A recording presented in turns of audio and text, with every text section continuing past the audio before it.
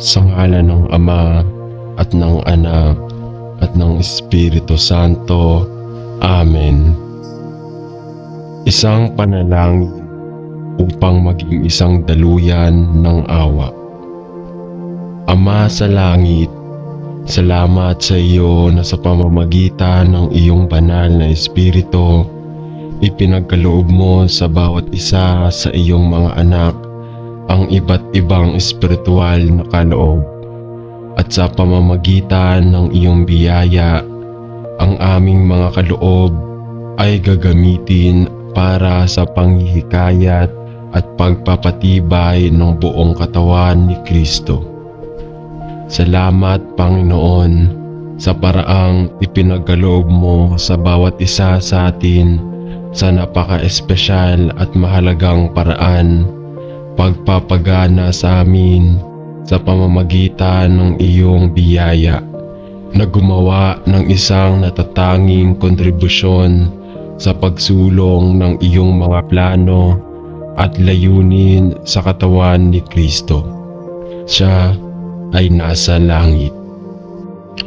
Ama, binigyan mo ako ng isang espesyal na puso ng pag-ibig sa aking mga kapatid na lalaki at babae sa Kristo, at bagaman hindi ako likas na matalino na magturo o magsasagawa ng ilan sa mga mas lantad na kaloob ng Espiritu, o nagtataka ako kung pinahuunlad mo sa akin ang mahalagang kaloob ng pangingikayat, awa at pagmamahal sa aking mga kapatid kay Kristo.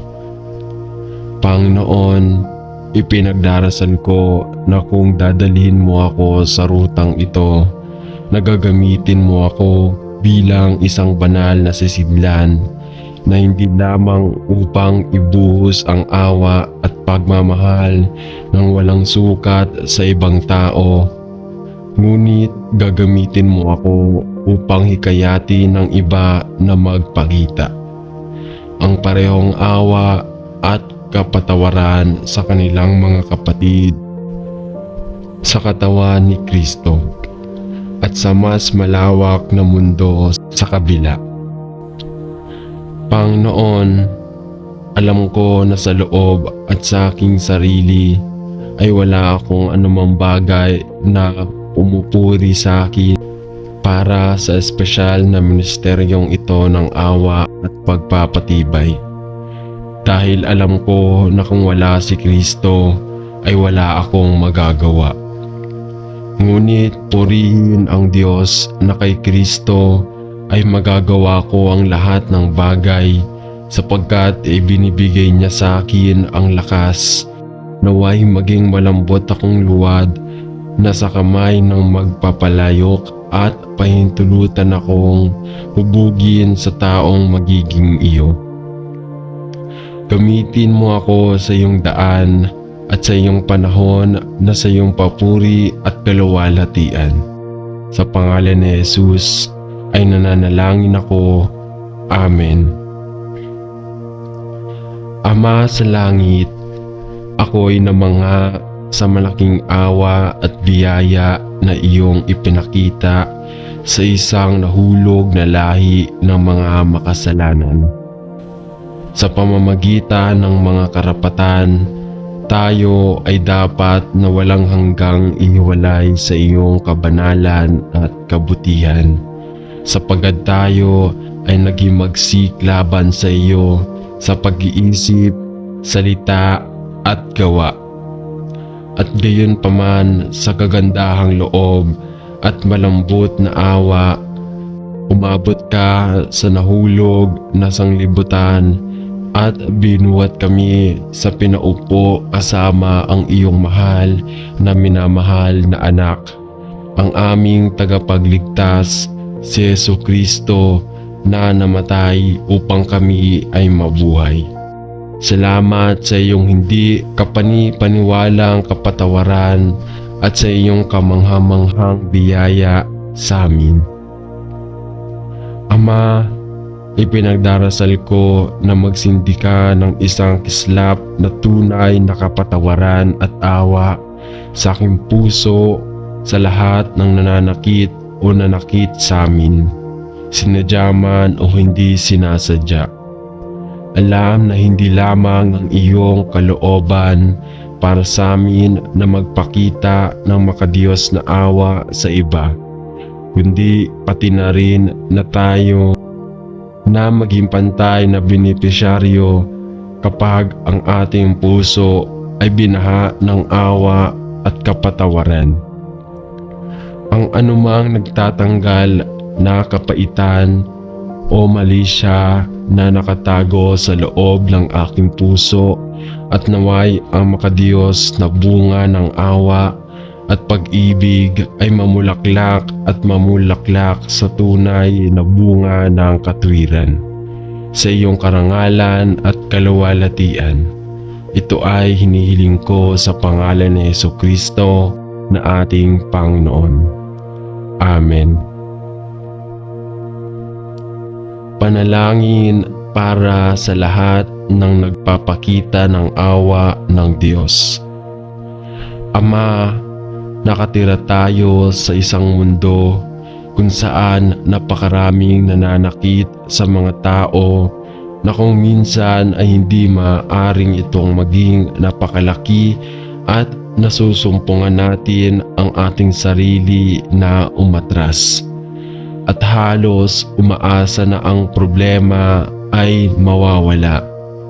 At gayon pa man ay nagpakita si Jesus ng isang buhay na umapaw sa malalim na pakikiramay at malambot na awa sa lahat ng nasugatan at inabuso, nababagabag o nasaktan. Tulungan kaming iunat ang isang kusang braso ng kaginhawaan kapag nakita namin ang ibang tao na nasasaktan o nasasaktan. At naway magbigay kami ng makadiyos na awa na nagmula lamang sa iyo, sa mga hindi kaibig-ibig o hindi kaibig-ibig. Naway ang biyaya ng ating Panginoong Jesucristo ay maging ating panloob na pananamit at naway ang pag-ibig na awa ang maging panlabas na kasuotan na ating sinusuot, upang sa pamamagitan ng iyong Espiritu tayo ay magkaroon ng kapangyarihan na pagpalain at tulungan ang lahat na nakakasalamuha natin. Naway ang lahat ng aming sabihin at maging saksi sa biyaya ng awa ng Diyos, at kami ay manalangin na ikaw ay magbibigay sa amin ng mga pagkakataon upang maglingkod sa awa at pagmamahal sa iyong papuri at kaluwalhatian. Sa pangalan ni Jesus ay nananalangin kami. Amen. Panalangin ng pagsisisi para sa awa ng Diyos. Ama, ang aking puso ay sumisigaw sa iyo para sa awa at biyaya. Alam na walang bagay na pumupuri sa akin sa iyo at walang akong magagawa upang matiyak ang iyong kapatawaran, maliban sa krus ni Jesucristo na aking Panginoon. Ama, ang aking mga kasalanan ay nagpapatotoo laban sa akin, sapagkat ang aking puso ay nabugbog at duguan at walang anumang kalusugan sa akin. Kadalasan ang aking mga iniisip ay maruruming kaisipan na hindi nagpaparangal sa iyong banal na Diyos. At napakadalas ang aking mga iniisip ay isinasalin sa masasamang salita at kilos na sumasalungat sa aking pagkakaisa kay Kristo at sa mga posisyong bilang anak ng Diyos. Sapagkat bagaman ako ay nagtitiwala kay Kristo bilang aking tagapagligtas, ako ay nagkasala laban sa iyo sa pag-iisip, sapagkat salita at gawa at hindi na karapat-dapat na tawaging iyong anak. Panginoon, nagkasala ako laban sa iyo at ipinagtapat ko ang aking mga kasalanan sa harap mo. Ang hangarin ng aking puso ay tumalikod kaagad sa lahat ng aking kasalanan at bumalik sa iyo. Bumalik sa aking unang pag-ibig, aking Panginoong Hesukristo.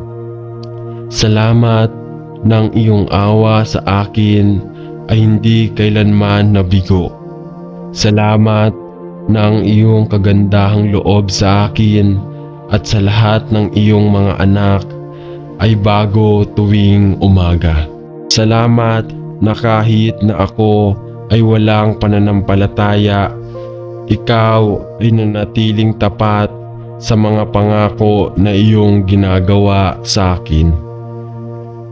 Na ang sinumang naniniwala kay Jesus ay hindi mamamatay ni Kristo sa krus ay naanod ang lahat ng aking mga kasalanan, nakaraan, kasalukuyan at hinaharap. Panginoon, mula sa araw na ito, tulungan mo akong matutong kunin ang bawat pag-iisip na bihag at ibinigay ito sa iyo. At hugasan mo ang aking puso na malinis at dalisay upang ako'y mabuhay at magtrabaho sa iyong karangalan at kaluwalhatian. Sa mahalagang pangalan ni Jesus, ako'y nananalangin. Amen. Panalangin ng pasasalamat sa awa ng Diyos. Mahal na Ama Diyos, pinupuri ko at pinapasalamatan kita sa iyong kagandahang loob at dakilang awa na bago tuwing umaga at nananatiling matatag at sigurado sa buong araw upang palakasin at hawakan. Salamat sa kaluwalhatian ng krus. Alam kong ako ay isang hiwalay sa iyong puso ng pag-ibig at isang itinapon mula sa kaharian ng langit. Hindi mailalarawan ng mga salita ang pagkamangha na ipinadala mo ang iyong bugtong na anak upang pumarito sa lupa bilang isang tao, upang mamuhay ng pagtanggi at kalungkutan at pagdusa at mamatay para sa akin sa krus ng Kalbaryo, upang ako ay magpatawad sa lahat, ang lahat ng mga kasalanan at mamuhay kasama mo ng walang hanggan sa langit. Salamat, Ama, na bagaman ako'y hindi karapat-dapat na lumapit sa iyo ng kaluwalhatiang luklukan at inalipin sa kaharian ng kadiliman, gayon paman sa iyong kagandahang loob at biyaya ay yumuko ka sa akin at binuhat ako mula sa pagkaalipin ni Satanas at mula sa sespit ng kasalanan. At pinaupo ako na kasama ni Kristo sa mga makalangit na dako at pinaulanan mo ako ng iyong di karapat-dapat na biyaya at pabor. Salamat sa iyo na ako ngayon ay isa sa iyong mga anak na tinubos. Sa pangalan ni Jesus ay nananalangin ako. Amen. Panalangin para sa pananampalataya sa ministeryo. Mapagmahal na Panginoon, ninanais namin sa ministeryong ito na itaas ang kagandahang pangalan ng Panginoong Hesus at luwalhatiin ang aming Ama sa langit. Pagpalain ang aming ministeryo sa aming pinagdarasal at naway pangunahan at gabayan ng iyong banal na Espiritu ang lahat ng aming sinasabi at ginagawa. Naway tayo ay higit na mapalitan sa larawan ni Jesus habang sinisikap nating sundin ang kanyang utos na magmahal ng gaya ng pagmamahal niya sa atin. Protektahan mo kami, Panginoon, mula sa mga panlilinglang ng kaaway na maghahangad na sirain ang mabuting gawa ng iyong ginagawa. Buuin mo kami sa pagkakaisa ng Espiritu at naway mas mabago tayo sa pagkakahawig ni Kristo sa pamamagitan ng pagpapanibago ng aming isip araw-araw. Panatilihin mo kaming, Panginoon, mula sa pagsunod sa aming sariling mga gawain sa laman, ngunit sa halip ay maaari kaming gabayan mo sa lahat ng mga lugar na gaway namin sa ministeryo. Magbigay para sa lahat ng aming mga pangangailangan. Alam na ikaw ay isa sa nangako na ibibigay ang lahat ng aming mga pangangailangan ayon sa iyong kayamanan sa kaluwalhatian. Bantayan mo kami, gabayan mo kami, panatilihin at gamitin mo kami ayon sa nakikita mong angkop. Sa pangalan ni Jesus ay nananalangin kami. Amen. Para sa kababaang loob at integridad sa ministeryo. Mapagmahal na Panginoon at Hari sa langit, salamat sa gawain sa paglilingkod sa iba. Nasa iyong kabaitan inilagay mo ako.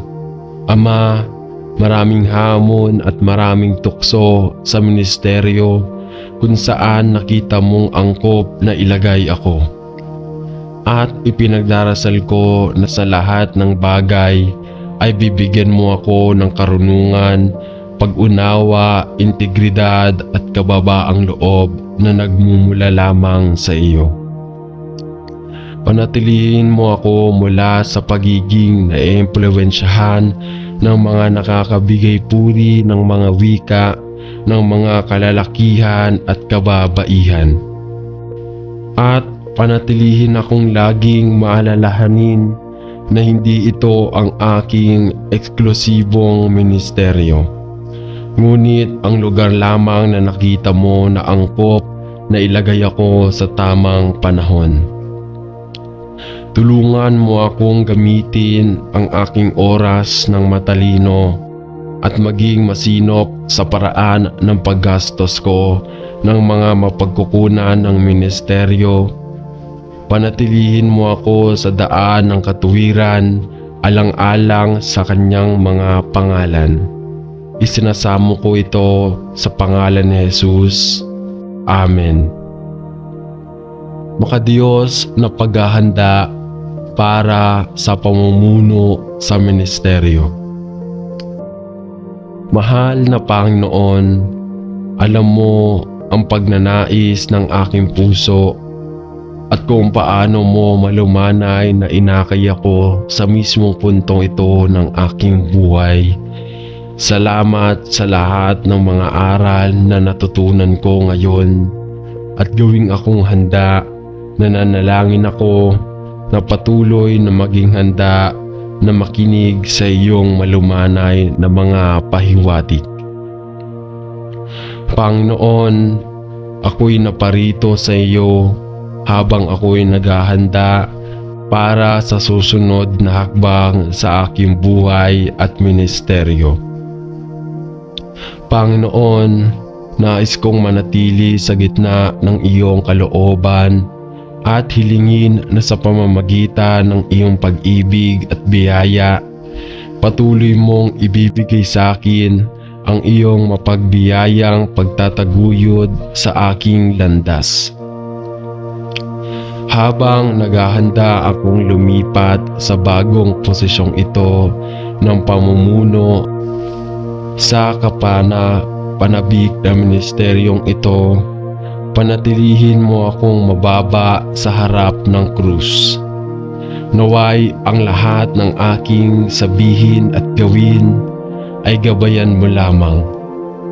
Pigilan mo akong humingi ng papuri sa mga tao, ngunit sa halip, Panginoon, bigyan mo ako ng isang matuturuan na espiritu na nagmumula sa iyo upang ako ay maging kasiya-siya sa iyong paningin.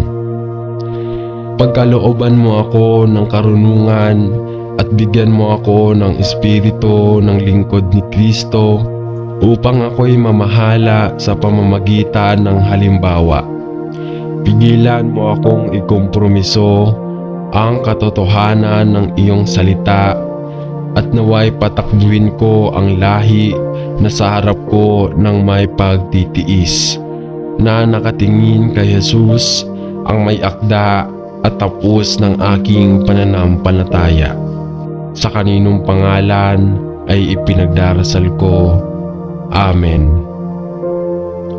Panalangin para sa patnubay bilang ministro ng salita ng Diyos. Mapagmahal na Ama sa langit, na siyang dahilan upang maisulat ang lahat ng banal na kasulatan para sa ating pagkatututo. Buksan ang ating mga puso at isipan na aking ipinagdarasal upang tayo ay handang makinig at maunawaan ang lahat ng itinuturo sa atin ng iyong banal na espiritu ngayon. Naway basahin natin, markahan at i-digest sa loob ang lahat ng iyong pinatutunayan ay bigyan sa amin ng iyong salita. Tulungan mo kaming hindi lamang maging mga tagapakinig ng iyong salita, kundi yaong mga kumukuha at naglalapat ng lahat ng aming natutunan mula sa iyo sa aming buhay, sa iyong papuri at kaluwalhatian. Gabayan mo ako, nananalangin ako, habang sinisikap kong pangasiwaan ang katotohanan ng iyong salita. Bigyan mo kami ng lahat ng mga tainga na handang makinig at mga pusong handang matuto, at naway lahat tayo ay pakainin mula sa buhay na tinapay, na siya'y mismo ay bumaba mula sa langit upang maging ating tagapagligtas at Panginoon. Hiniling ko ito sa pangalan ng ating mahalagang tagapagligtas, si Jesucristo na ating Panginoon. Amen. Na gagabayan ni Kristo ang ating ministeryo. Mapagmahal na Panginoon, nagpapasalamat kami sa iyo na nakita mong angkop na ilagay kami sa maliit na sulok ng iyong malawak na mundo upang maging mga ministro sa iyo at sa mga pinili mong ilagay sa aming landas. Naway maging tapat kaming mga lingkod habang ibinabahagi namin ang mabuting balita ng maluwalhating ebanghelyo ni Kristo at saksi sa kamangha-manghang biyaya kung saan tayo lahat ay naligtas. Salamat para sa mga binhi ng ebanghelyo ng biyaya na tahimik na lumalago sa paglipas ng mga siglo. Salamat na tayo ay dinala sa dakilang pamilya ng Diyos at naging bahagi ng lumalagong katawan ni Kristo na pinaghiwalay sa ebanghelyo sa pamamagitan ng pananampalataya sa Kanya. Salamat para sa mabuting gawain ng biyaya ng iyong sinimulan sa aming buhay at sa lahat ng mga tinawag namin upang maglingkod. Naway mapanatiling mapagpakumbaba kami sa harap mo at pigilan kaming sa iyong salubin na may kagandahan sa sarili, ngunit sa halip ay panatilihin natin ang ating mga mata na nakatutok kay Jesus, ang may akda at tagapagtapos nating mga pananampalataya sa ministeryo. Panginoon, ipinagdarasal namin na ang Panginoong Hesus ay magalak sa lahat ng aming ginagawa at naway magpasakop kami sa pangunguna ng banal na Espiritu sa lahat ng aming ginagawa. Buksan ang mga pintuan ng ministeryo ayon sa iyong nakikitang angkop upang kami ay makapagbuhos sa ibang bansa ng higit pa sa iyong pagliligtas at pagpapabanal ng biyaya sa mga nangangailangan. Naway patuloy tayong lumago sa biyaya at karangalan at sa kalaman ng ating Panginoong Hesukristo. At naway sabihin nating lahat at ituro ang iba kay Jesus, upang ang kanyang pangalan ay luwalhatiin sa harap ng ating sinasabi at ginagawa. Tinatanong natin ito sa pangalan ni Jesus. Amen.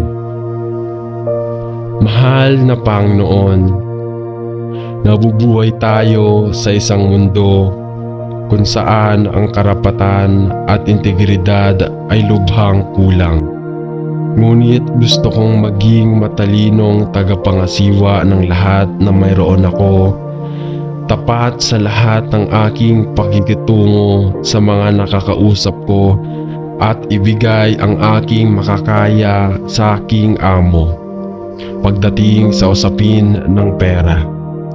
Panatilihin mo kami, Panginoon, mula sa pagkakaroon ng isang mahigpit na saloobin, ngunit sa halip ay maaari akong bumuo ng isang pagkabukas palad na sinamahan ng karunungan na nagmumula lamang sa iyo, at tulungan akong gastusin ang anumang pera na mayroon ako sa paraang nakalulugod sa iyo, na sinamahan ng karunungan na nagmumula lamang sa iyo, at tulungan akong gastusin ang anumang pera na mayroon ako sa paraang nakalulugod sa iyo.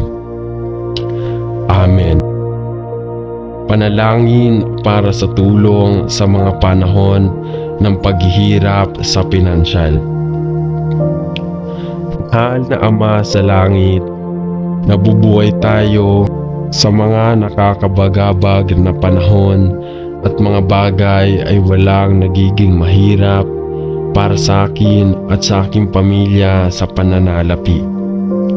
Panginoon, kung minsan kapag iniisip ko ang hinaharap, ako ay puno ng takot at sa kung ano ang mangyayari sa mundo ngayon.